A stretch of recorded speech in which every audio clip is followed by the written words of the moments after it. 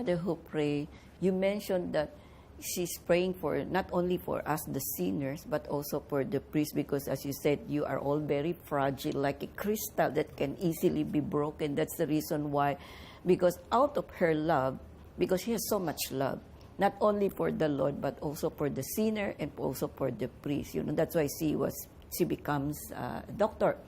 And she died so young, but her influence to the priests, to the pilgrims, and to all the others, you know, who has Christian faith, Catholic faith, is very, very strong.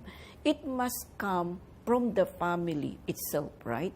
So the family must be very exemplary for her to choose, because how can a young child, she's the youngest, right? Yes, she is really the yes, youngest the youngest, one, yes. And they are all girls. How many girls are they? 5?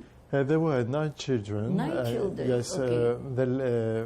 Four of them passed away in the young age, and there were also 5 daughters, and they all became nuns.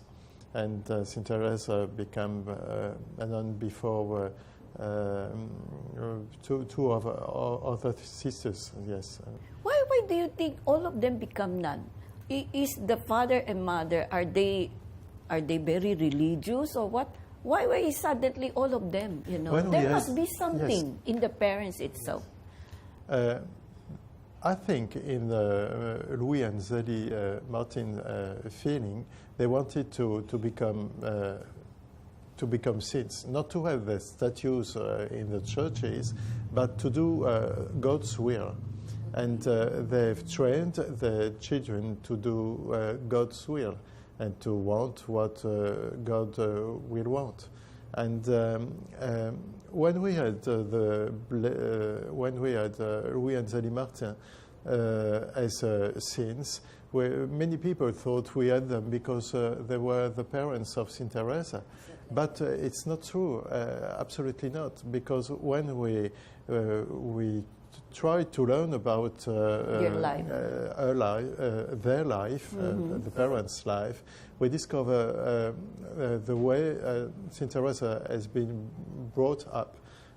Where did she learn how to love? She learned how to love on the mother and father laps and on the heart over there, on the heart. And I think Louis and Zélie Martin taught the daughters how to love Jesus and to love the others. And it's why Saint Teresa has been able to teach us about the love of God. So she got it from the love of her parents, right? Yes. So she saw the relationship between her father and mother is so strong. It's really bounded by their love for God. And by that time, she had, as us, she had to have her own response to the calling of God. Even she had the right way showed by her parents. She had to decide in her personal heart to answer to God's will. So it's why she did it. Yes. Considering she's the youngest, is she not spoiled being the youngest in the family? Yes. The sister, the parents will give everything what she wants, you know. She was so lovely that they were used to do so with her. But she has suffered a lot. Her mother died, as you know, when she was 4.5. Okay, very young, yes. Yes, she gets ill about that. And I think she has suffered a lot. And she has lost all the dreams she had before, because she has suffered. At the end of her life, she said, you should say, I have suffered. And she said that to Saint Faustina Kowalska. You know Saint Faustina Kowalska, the one from Poland. Yes, from Poland. And Saint Teresa, who had just become a saint, appeared to her one night, and she had a dream, and in her dream, she talked to Saint Teresa. So Faustina asked Saint Teresa, "Are you a saint?" yes, I'm already a saint. Shall I become a saint? And Saint Teresa answered, yes, you will become a saint.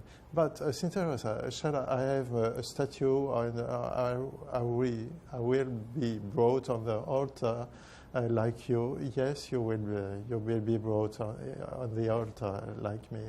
So she encouraged Faustina to keep on the way of mercy, and we did not know about that, but it's written in the little news of Faustina on the number 150, and it's easy to go and have a look.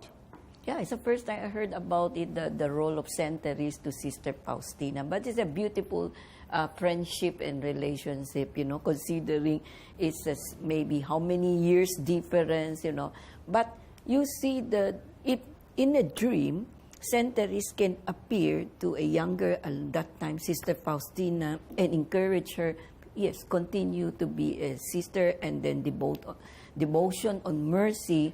I think that's a beautiful message, I wish a lot of those who enter priesthood or sister, or nun, can dream like that also, if it's really for them. And, the Saint Therese, because so young, she died so young, that's one thing.